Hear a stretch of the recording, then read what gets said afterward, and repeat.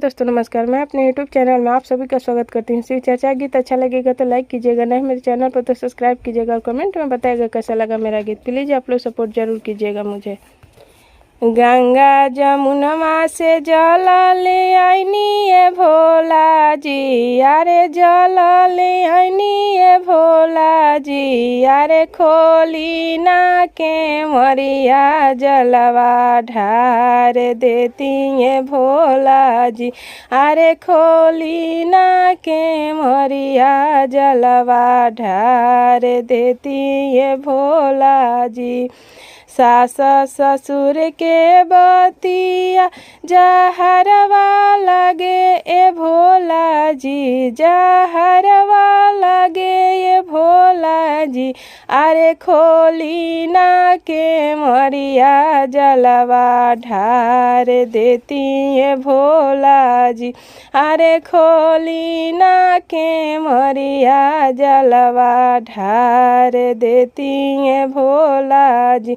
अरे पेन्हले बारू कंगनवा धरमवा राखे सीसिया, अरे पेन्हले बारू कंगनवा धरमवा राखे सीसिया, अरे खुलल बा के मरिया जलवा ढार दना सीसिया, अरे खुलल बा के मरिया जलवा ढार दये सीसिया।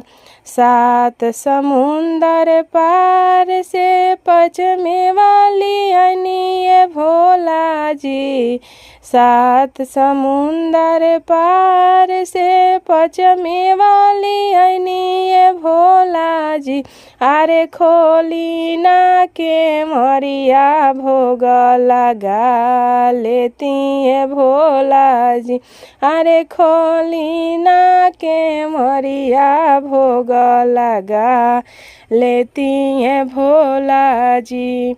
नंदो के बोलिया जहरवा लगे ये भोला जी, जहरवा लगे ये भोला जी, अरे खोली ना के मरिया भोग लगा लेती है भोला जी, अरे खोली ना के मरिया भोग लगा लेती है भोला जी।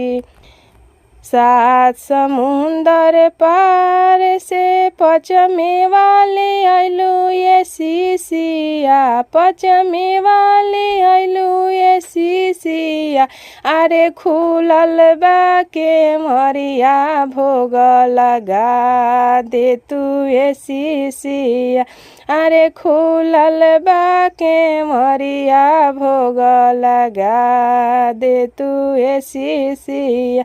अरे जेठ जेठानी के बतिया आचरवा रखे सीसिया, आचरवा रखे सीसिया, अरे पेन्हले बारू कंगनवा धरमवा रखे सीसिया, अरे पेन्हले बारू कंगनवा धरमवा रखे सीसिया, अरे ननदो के बोलिया आचरवा रखे सीसिया, अरे पेन्हले बारू कंगनवा धरमवा रखे सीसिया, अरे पेन्हले बारू कंगनवा धरमवा रखे सीसिया।